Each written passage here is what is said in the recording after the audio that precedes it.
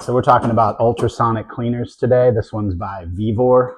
We just purchased this, so I thought I'd do a review, talk to you about it, show you how it works, what you're going to get.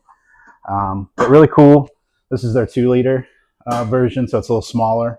Just depends on the size of the items you want to clean. They make a lot of different sizes, but we're going to be using this for small tools, jewelry, things like that.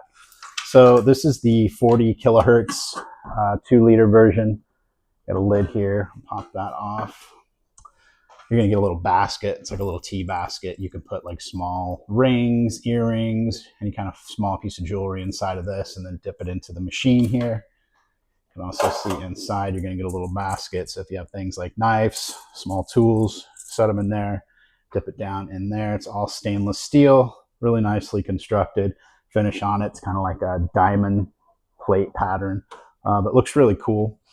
So basically, to operate this, on the back here, you're going to have your AC power cord, which this does detach from the unit. The power is right there. On the front, you're going to have your temperature and your time. So you got your set temperature that you want it to get to, and then you're going to have your actual temperature that it currently is. Timer right here, up, down, on, off. Same with the temperature. Real easy, easy to use, user friendly. It's got venting on the side, nice rubber plastic legs on the bottom. So it does everything that you're going to need it to do.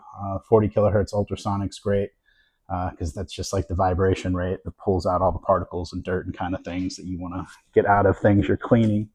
But if you're looking for one of these, this is a really nice one.